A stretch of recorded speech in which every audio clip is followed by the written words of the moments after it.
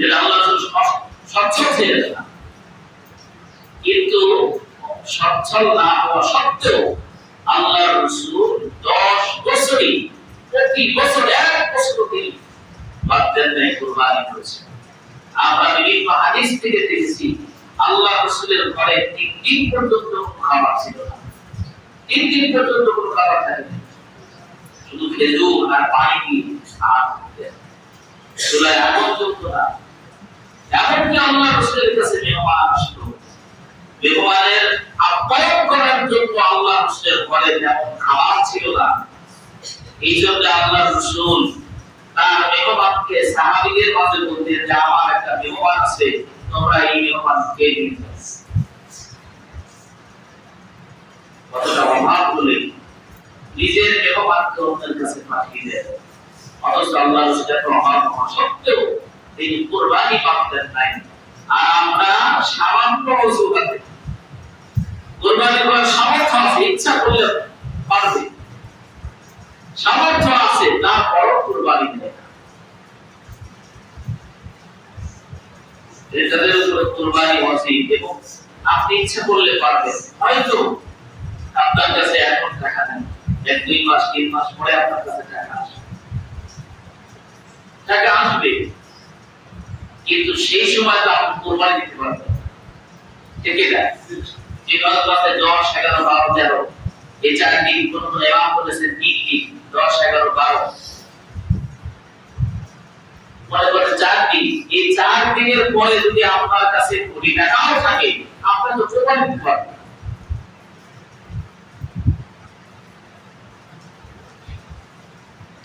এজন্য যাদের একটু সামর্থ্য আছে মনে করে 3 মাস পর আপনার টাকা হবে, এখন টাকা নেই, সে গোলাটা না করে বকিলতা না করে কুরবানি দেয়। এজন্য কুরবানিটা করে কুরবানি থেকে, কুরবানির সওয়াব থেকে মাহরুম হওয়া এটা অপরাধ। আবার অতি উৎসাহী হয়ে যে অসীম নয় তার উপরে সামর্থ্য নাই কিন্তু অতি উৎসাহী কুরবানির সওয়াবের কথা শুনেছে, ওয়াজ শুনেছে, এজন্য অতি উৎসাহী হয়ে সুদের উপরে টাকা নিয়ে কুরবানি দেয়, এটাও যেমন অপরাধ। যে আপনি অতি উৎসাহী হয়ে যে কুরবানির এত সওয়াব যে এই সওয়াব থেকে আমি মাহরুম হয়ে যাব, এই জন্য সুদের উপরে টাকা নিয়ে কুরবানি দিলেন। সুদের টাকা হালাল না হারাম? লা তুকবালু সাদাকাতান মিন গুরুর, আল্লাহর কাছে কোনো হারাম কবুল হয় না। তাওয়াসসুবিল্লাহ, আল্লাহর কাছে কোনো হারাম কবুল হয় না। আপনি হারাম টাকা দিয়ে কুরবানি করবেন, এটা কবুল হবে না। এটা অতি উৎসাহী হয়ে এটাও করা যাবে না। যাদের উপরে কুরবানি ওয়াজিব অবশ্যই কুরবানি করবেন। হয়তো 10 তারিখে পারলেন না, আবার অন্য হয় 10 তারিখে আপনি পারলেন না, 11 তারিখে আপনার কাছে টাকা আসলো, 11 তারিখে করে দেন, 12 তারিখে টাকা আপনার কাছে আসলো, আপনি 12 তারিখেই করেন।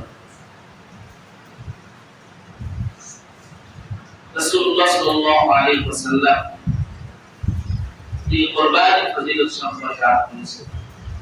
আল্লাহ রাসূল ফাতেমাকে ডাকলেন, ইয়া ফাতেমা কুমু ইলা উযহিয়া, তুমি তোমার কুরবানির স্থানে যাও এবং তোমার পশু যখন কুরবানি করে ফাশহিদুহা, সেই কুরবানির পশুর দিকে তুমি লক্ষ্য রাখো এবং ইয়াগফিরু লাক ইদা আওয়ালি ফাতরাতি। আল্লাহ রাসূল বললেন, ইয়া ফাতেমা তোমার কুরবানির পশু যখন কুরবানি হলো, জবে হওয়ার সঙ্গে সঙ্গে প্রথম রক্তের ফোঁটা এটা যখন বের হলো, আল্লাহ তাআলা তোমার জীবনের সমস্ত গুনাহ আল্লাহ মাফ করে দেন। এমনকি কুল্লু ফাতরাতি, প্রত্যেক ফোঁটা, প্রত্যেক রক্তের ফোঁটা আল্লাহ তাআলা তোমার জীবনের গুনাহগুলো মাফ করে দেন।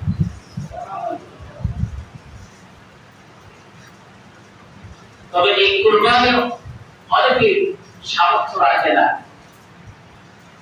আবার দেখা যায় যে যদি শরীকে কুরবানি দেওয়া যায় তাহলে একটু ভালো হয়, শরীকে কুরবানি দেওয়া যাবে।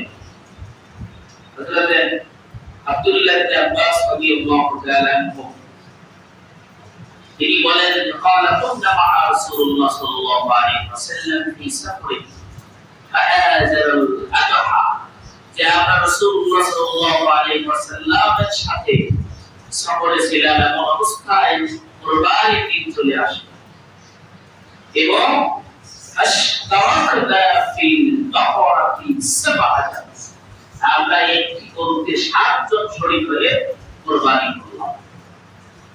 তাহলে একদম একটি গরুতে কয়জন কুরবানি দেওয়া হবে? 7 জন।